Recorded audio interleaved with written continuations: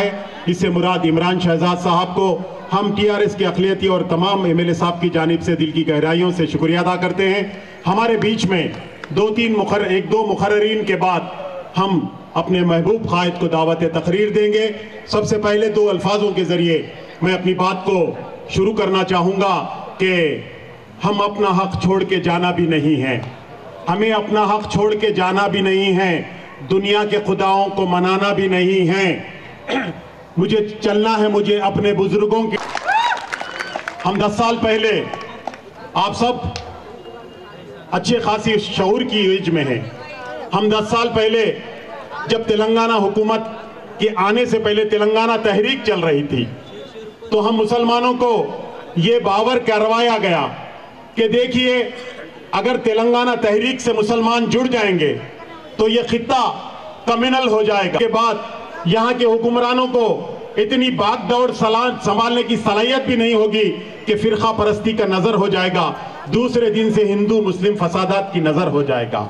और दूसरी एक कॉन्फिडेंट की बात ये कह रहे थे कि यहाँ पर अंधेरा प्रदेश हो जाएगा, तेलंगाना सेपरेट हुआ तो करंट देने के काबिल भी यहाँ के हुक्मरानों को काम करने की सलाहियत नहीं होगी।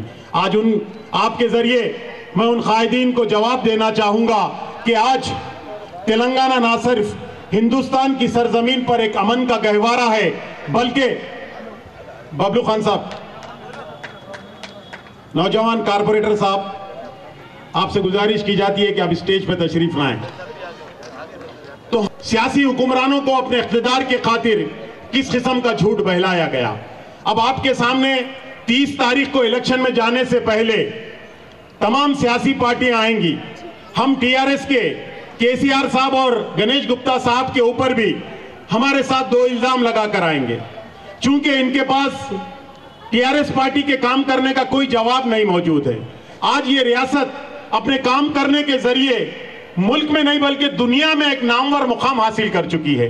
केसीआर साहब को एक छोटी सी 10 स्टेट की रियासत को 33 स्टेट में तब्दील करने के बाद क्या वजह है, जिस रियासत को अंधेरे में तब्दील हो जाने का खौफ जाहिर था, ये लोग कांग्रेस की धान की पैदावार में नंबर 1 है, ये लोग इलेक्ट्रिसिटी पैदावार की नंबर में 1 हो गए, ये लोग अच्छे से अच्छे काम करने की पैदावार में नंबर हो गए। फिर क्या वजह है कि केसीआर साहब की हुकूमत एमएलए साहब के काम करने के तरीकों को, ये कुदरती दौलत से मालामाल रियासत है, इसके ऊपर हिंदुस्तान के तमाम गुंडों सियासतदानों की नजर लग गई। ये लोग केसीआर साहब और गणेश गुप्ता साहब के बीच में आकर एक झूठ बोलेंगे।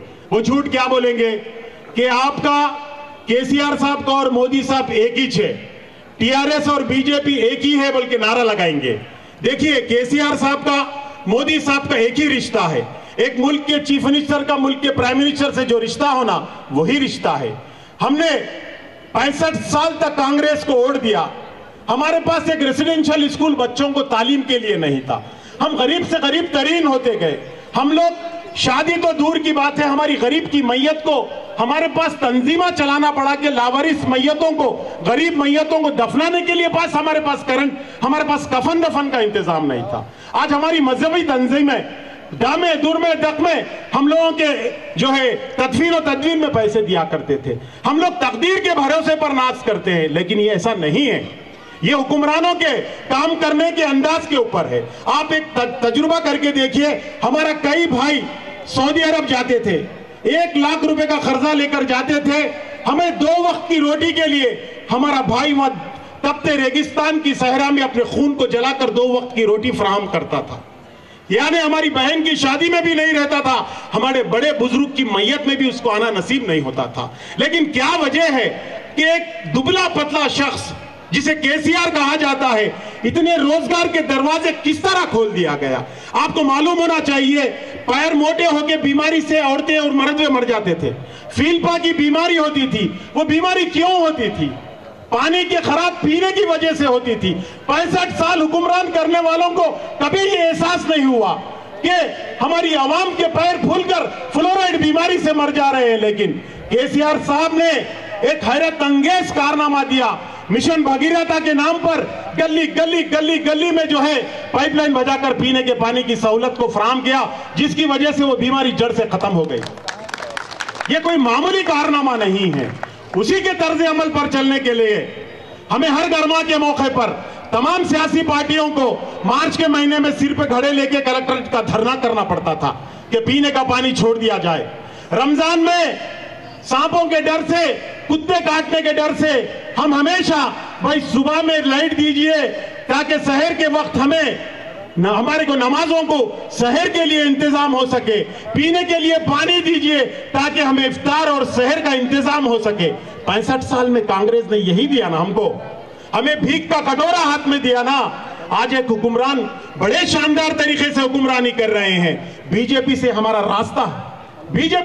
रास्ता केसीआर और मोदी एक है बोल के बोलते, जबकि 17,500 करोड़ रुपए आंध्रा वाले हमारे पास ड्यू है, आंध्रा वाले हमको बाकी है। अगर वो पैसे दिलाना चाहे तो मोदी साहब केसीआर साहब को 2 सेकंड में दिलाते। हमारे पास और एक बात करके मैं खत्म करना चाहता हूं, हमारे पास जो है रियासतों का जीएसटी का अमाउंट लेते।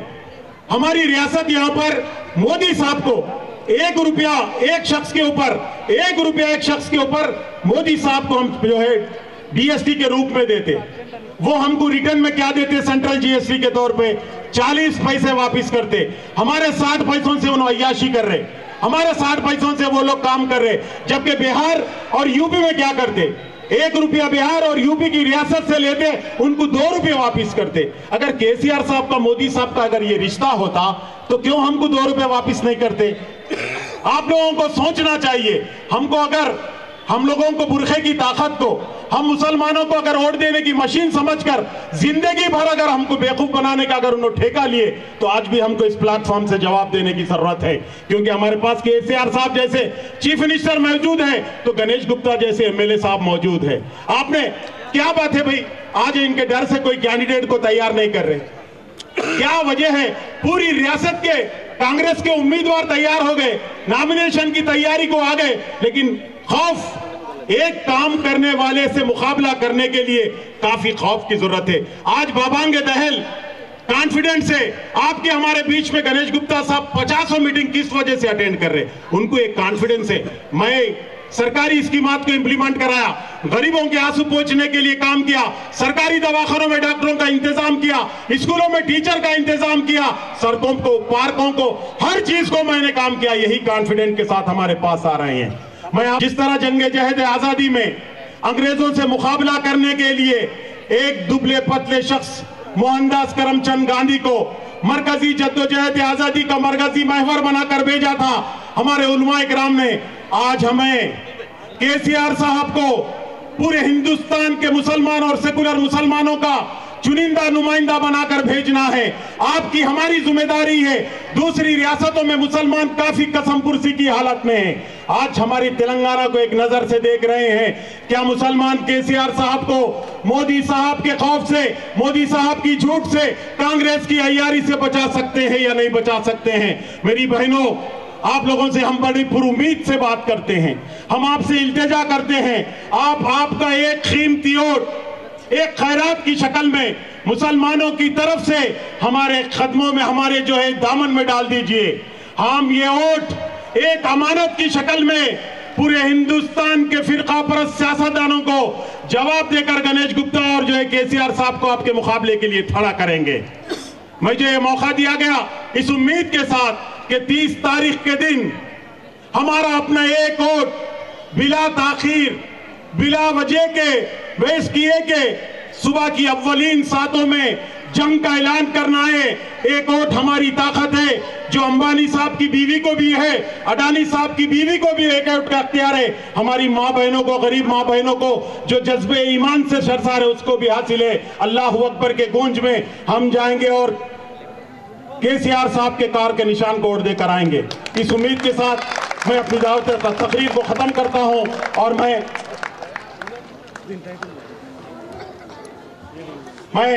हमारे बीच एक सीनियर कायद जो काफी अरसे से आपकी हमारी खिदमत करते आ रहे हैं, मैं उनको दावत तकरीर के लिए इल्तिमास करता हूं। जनाब एस.ए. अलीम साहब, साबिक़ा रेडको चेयरमैन जनाब एस.ए. अलीम साहब। आली जनाब Bigala Ganesh Gupta sahab, Nizamabad minority cell town president Imran Shahzad sahab, Maulana Karimuddin Kamal sahab, Nizamabad district minority cell president Naveed Iqbal sahab, corporator Bablu Khan, Sanaullah, senior corporator Quddus bhai, Bari, Faheem, Akbar भाई और रफ़ी और डाइस पे बैठे हुए हजरात, दोस्तों, भाइयों और बहनों, आज का ये जो जलसा लगाया गया है ये इंतखाबी जलसा है, क्योंकि इलेक्शन आ चुका है, 30 नवंबर को पोलिंग है। ये इंतखाबी जलसा हमारे हरदिल अजीज कायद निज़ामबाद एमएलए बिगाला गणेश गुप्ता साहब की मौजूदगी में आज आप लोग जो बैठे हुए हैं, मैं आप लोगों से गुजारिश करता हूं कि आज से 2014 से पहले निज़ामाबाद के अंदर पहली बार हमारे निज़ामाबाद अर्बन एमएलए बिगाला गणेश गुप्ता साहब और हमारी हरदिल अजीज कायद मोहतरमा कविता मैडम जी एमपी बनकर आए। निज़ामाबाद एमएलए बिगाला गणेश गुप्ता साहब बनकर आए।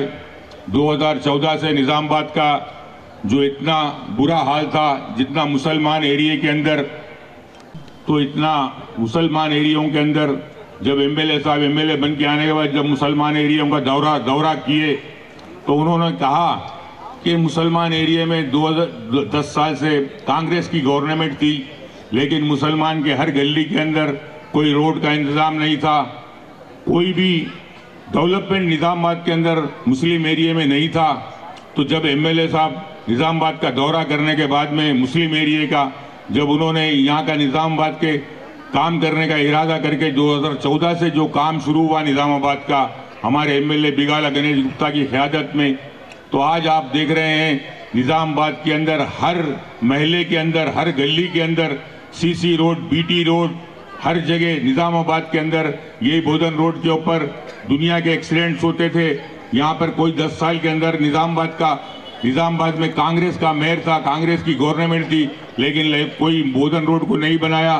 बोधन रोड के ऊपर सेंटर डिवाइडर डाल के सेंटर लाइटिंग हर जगह पे निज़ामाबाद के हर मुस्लिम एरिया के, या मालापल्ली रहने दो या धारू गली रहने दो या बरकतपुरा रहने दो, सलम एरिया के अंदर जाके देखिए गली गली के अंदर कांच के जैसी रोड आए।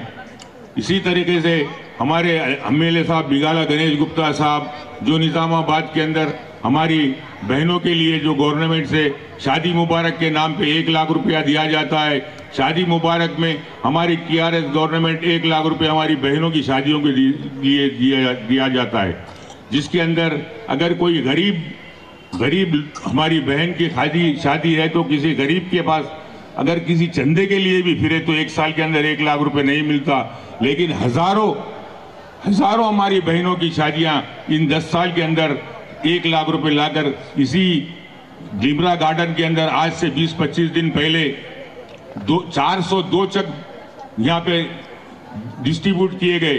402 चक का मतलब होता है 4 करोड़ 2 लाख रुपए।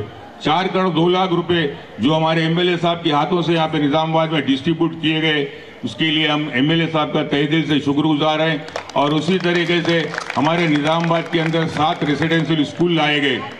7 रेसिडेंशियल स्कूल के अंदर हमारे बच्चे, गरीब बच्चे और गरीब लड़कियां जो पढ़ रहे हैं, उसके अंदर एक बच्चे के ऊपर 1,20,000 रुपए, एक लड़की के ऊपर 1,20,000। कि यहाँ पर कांग्रेस भी है, बीजेपी भी है और टीआरएस पार्टी है।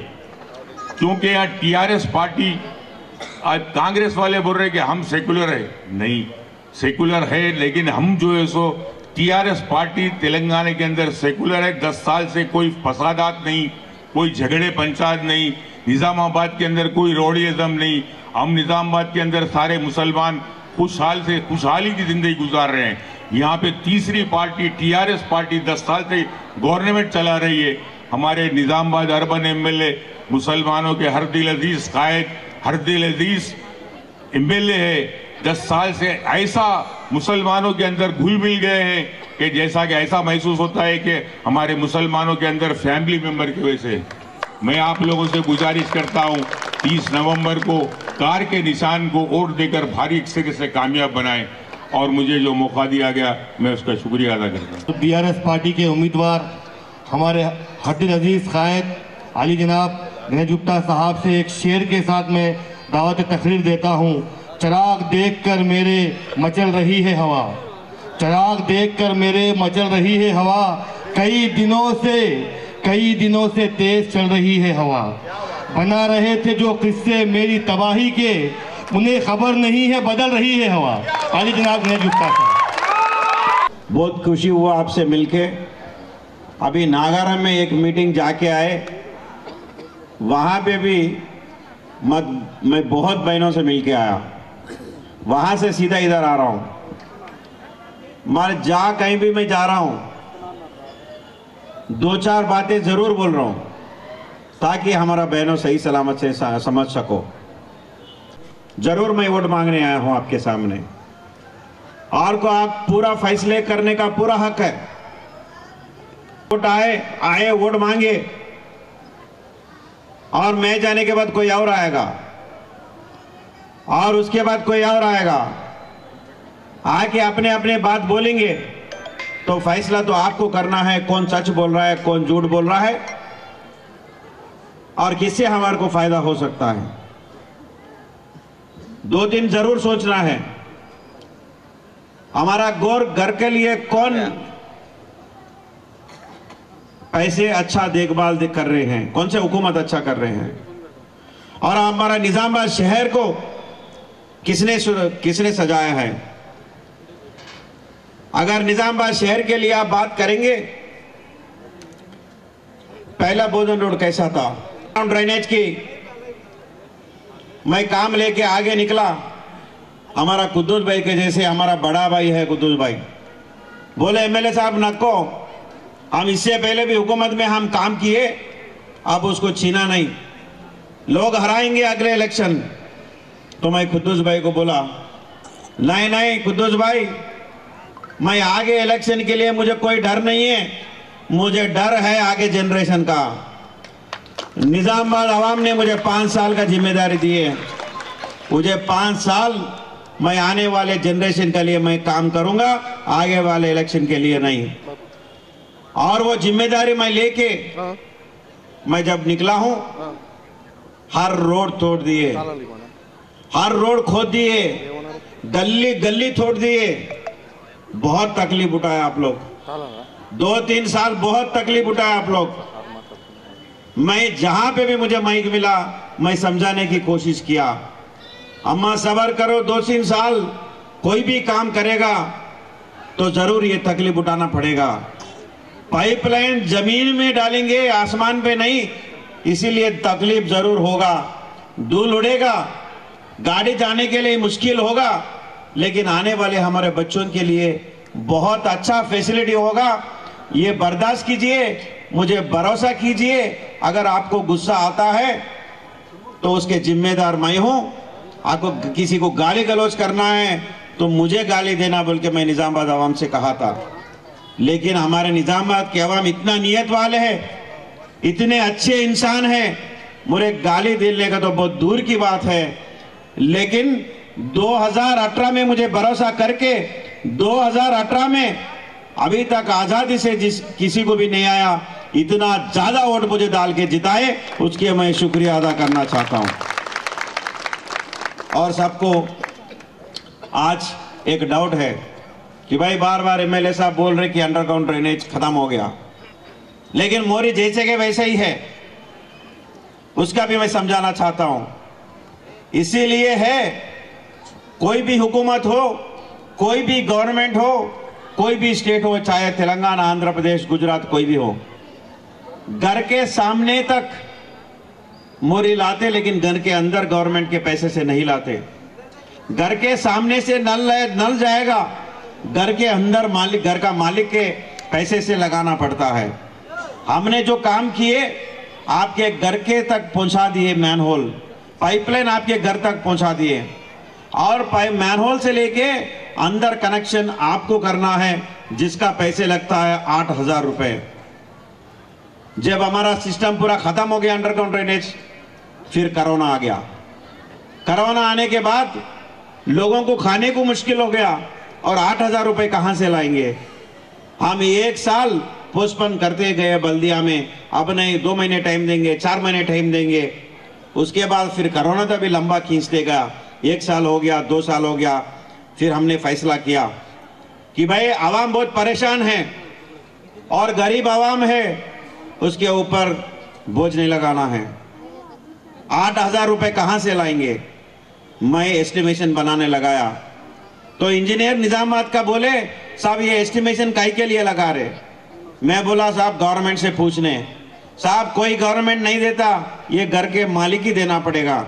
नहीं भाई तुम एस्टिमेशन करने में क्या तकलीफ है, तुम एस्टिमेशन तो बनाओ, मैं जाके सीएम साहब से रिक्वेस्ट करूंगा। फिर मैं वो एस्टिमेशन लेके 45 करोड़ रुपए का एस्टिमेशन हुआ था। और जो मैं आने से पहले जो अंडरग्राउंड ड्रेनेज काम किए वो मैनहोल टूट गया, पाइपलाइन नीचे उतर गया, उसके लिए भी एस्टिमेशन कराए तो 25 करोड़ रुपए हो गए। दोनों लेके मैं सीएम साहब के पास पहुंच गया, जाके बोला साहब बहुत बहुत शुक्रिया, आपने बहुत पैसे दिए, 270 करोड़ रुपए दिए अंडरग्राउंड ड्रेनेज के लिए, लेकिन आज हमारा आवाम परेशान है। 8,000 रुपए एक एक कनेक्शन के लिए होता है, मेहरबानी करके वो पैसे आप दीजिए तो ऐसा निजामाबाद शहर होगा। हैदराबाद के बाद कोई शहर में अंडरग्राउंड ड्रेनेज है तो वो निजामाबाद होगा। तो हमारा केसीआर साहब ने बड़ा दिल से 35 करोड़ रुपए सैंक्शन करके दे दिए और 25 भी सैंक्शन करोड़ दे दिए और वो टेंडर भी हो गया। जो पैसे आप लगाने का है वो गवर्नमेंट से मैं करवा के इलेक्शन के बाद हर घर में अंडरग्राउंड ड्रेनेज सिस्टम का कनेक्शन हो जाएगा। ये कब तक चलेगा? 2055 तक जो भी आवाम बढ़ेगी निजामाबाद का, तब तक ये अंडरग्राउंड ड्रेनेज सिस्टम नया पाइपलाइन की जरूरत नहीं पड़ेगी। और पानी का मसला 2014 में मैं जब एमएलए बन के आया था, यहां पे बहुत मुश्किल हुआ था पानी के लिए, इसीलिए बड़े से बड़ा पाइपलाइन मैं श्री राम सागर पोचमपाड़ से लेके आया।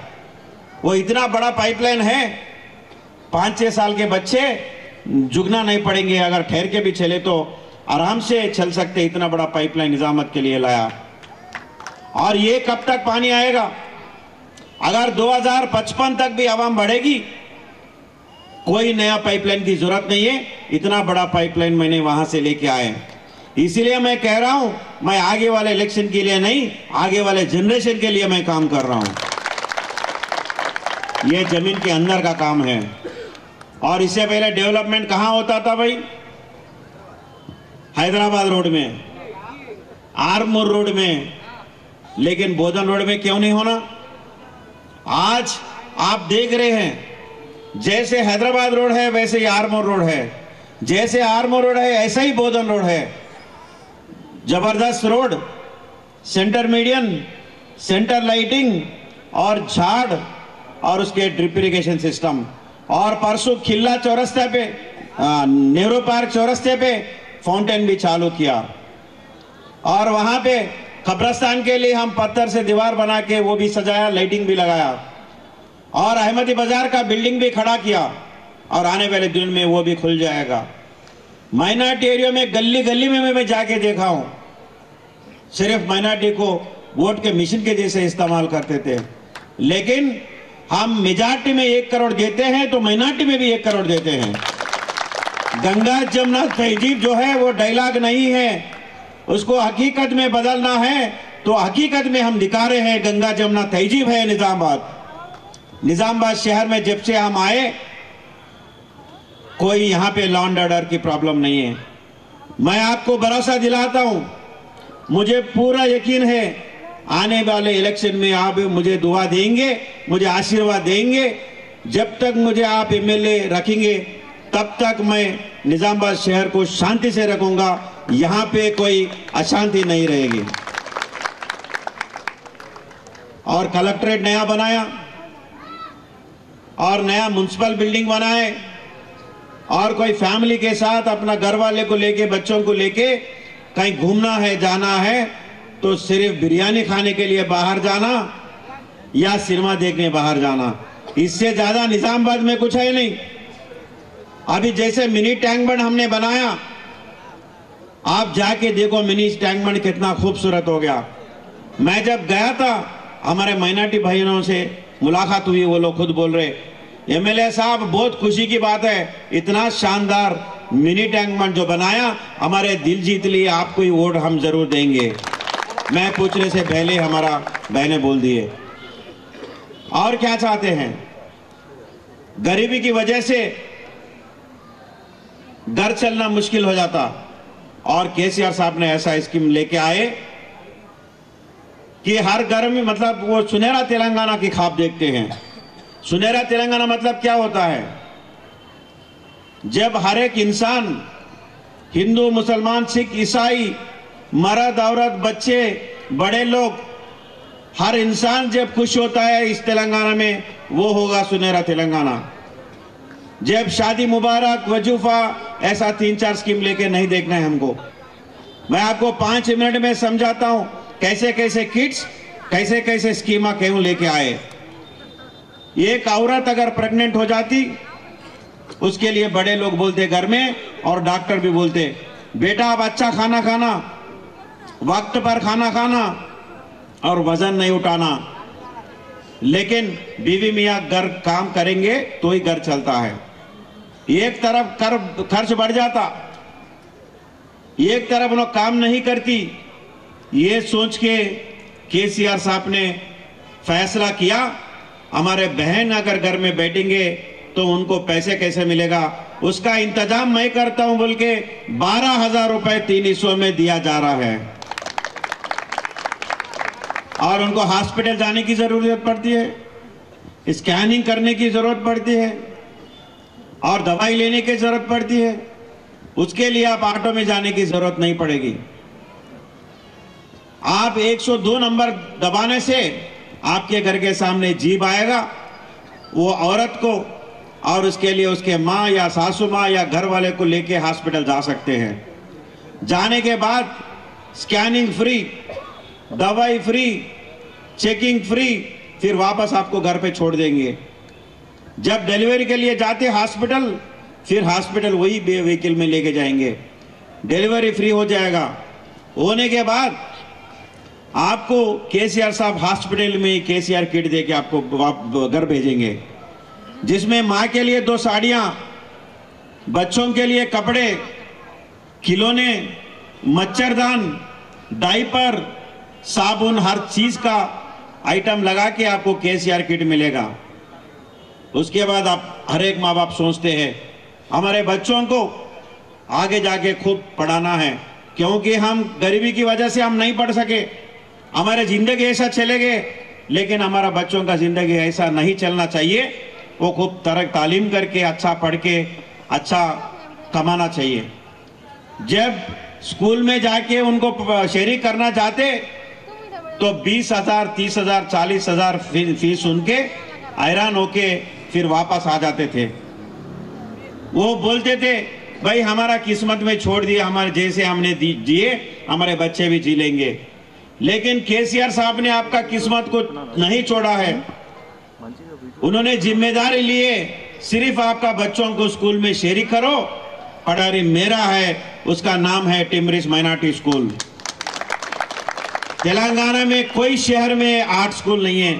आज हमारा निजामाबाद में 8 माइनॉरिटी स्कूल है, जिसमें एक स्कूल में 600 बच्चे पढ़ते हैं। पूरा 4,200 बच्चे टिमरिस स्कूल में पढ़ रहे हैं। उसमें तालीम के साथ किताबें, कपड़े, जूते और खाने का, रहने का सारा इंतजाम केसीआर साहब ने किया। एक बच्चों के ऊपर 1,20,000 रुपए खर्च ये गवर्नमेंट खर्च कर रहे हैं। और लड़की होती, 2 औरत बात करते, वो दोस्त है। एक औरत 15 दिन के लिए गांव चले गई, 15 दिन के बाद वापस लौट के आए। फिर उनका दोस्त पूछ रही, क्या जी अम्मा 15 दिन से नहीं दिख रहे, कहाँ चले गए? वो बोलते मेरा बेटी की डिलीवरी थी, मैं बोधन चले गया। फिर क्या हुआ? लड़की हुआ, लड़का हुआ। अगर लड़की हुआ तो वो क्या बोलेगी? अभी लड़की छुआ जी, अल्लू बोलते लड़की छुआ जी। अब इन्हों कंधे पे हाथ डाल के बोलते हाँ ठीक है आगे लड़का होता, फिक्र मत करो बोल के समझाते उसको। अगर लड़का हुआ, उसके जवाब ऐसा रहता, लड़का छुआ, लड़का छुआ बोले तो ये औरत बोलेगी दावत कब देते, मिठाई कब खिलाते, मैं सही बोल रहा हूं नहीं बोल रहा हूं? सही है ना? क्यों नहीं होना भाई औरत? लड़की क्यों नहीं होना? लड़की नहीं है तो दुनिया चलता क्या? नहीं चलता। इसीलिए डरते, इसीलिए मिठाई खाने के लिए डरते कि शादी के टाइम पे खर्चा उठाना पड़ता है। लेकिन हमारा केसीआर साहब ने उसके भी इंतजाम किया। केसीआर साहब ने बोला तेलंगाना में लड़की हुआ तो उसके स्वागत करो, उसके शादी करने की जिम्मेदारी मैं लेता हूं, जिसके नाम है शादी मुबारक।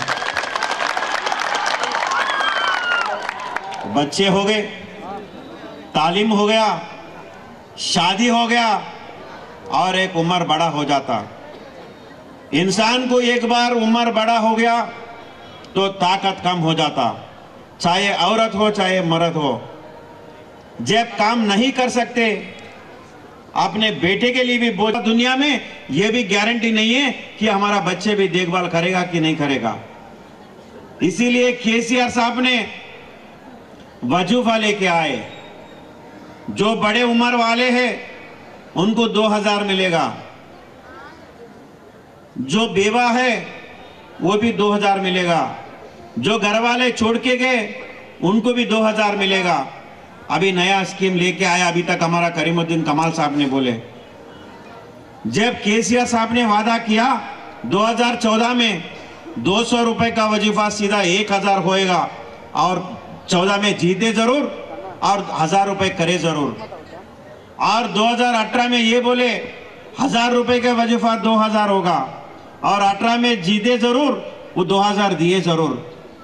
और अभी तीसरी बार 2023 की इलेक्शन में केसीआर साहब ने फैसला किया हमारे बहनों को, हमारा भाइयों को 3000 रुपए मिलेगा इलेक्शन के बाद और 2 साल में वो 5000 होगा। और आप केसीआर को जिताएंगे जरूर, आपको 3000 मिलेंगे जरूर, वो 5000 बढ़ेंगे जरूर, मुझे पूरा यकीन है। और अमीर के घर में बारीक चावल खाते, गरीबी की वजह से आप लोग नहीं खा सक रहे, उसके भी इंतजाम केसीआर साहब ने किया। गरीब क्यों बारीक चावल नहीं खाना? आगे वाले दिनों में रेशन शॉप में आपको सिर्फ बारीक चावल ही देंगे जैसे हॉस्टल में खा रहे हैं।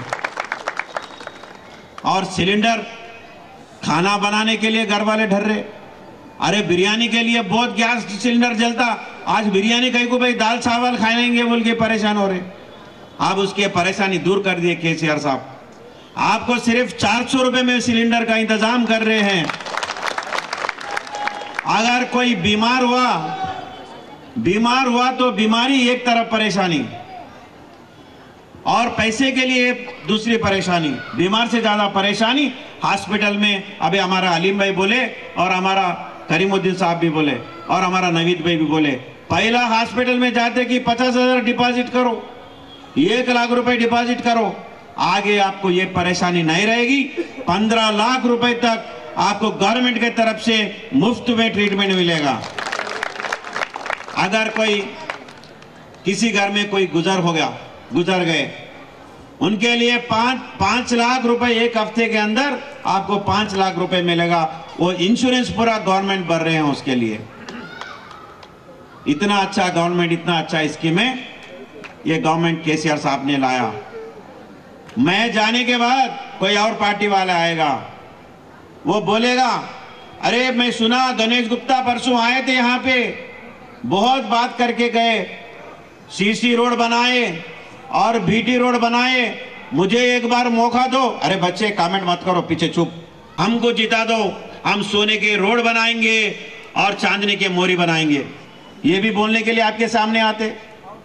अगर आप समझते हैं मैं अभी तक जो बात बोला हूं ये हकीकत में सही है, जो निजामाबाद में हमने काम किया, एक कलेक्टर ऑफिस बनाया वो सच है, जो म्युनिसिपल बिल्डिंग बनाया वो सच है, जो रोड्स बनाए वो सच है, जो गली गली में रोड्स बनाए वो सच है, जो फाउंटेन बनाया वो सच है, जो मिनी टैंक बंड बनाया वो सच है, निजामाबाद में जो शांति है वो सच है, और अभी तक में जो स्कीमा मिला है वो भी सच है। इसीलिए आने वाले दिनों में 30 नवंबर को कार के निशान पर आप वोट डाल के आप जिताएंगे मुझे भारी मेजॉरिटी से। 5 साल आपका सेवा मैं करूंगा। और इतना रात में ये मीटिंग के ये मीटिंग के लिए अलग अलग इलाकों से हमारे बहनों आए। मैं शुक्रिया अदा करना चाहता हूँ आपका। फैसला आप लीजिए, गलत फैसला मत लीजिए और 30 तारीख के दिन कार का निशान पर वोट डाल के बड़ा मेजॉरिटी से मुझे जिताइए और ये मुझे मौका दिया, मैं शुक्रिया अदा करना चाहता हूँ। खुदा हाफिज।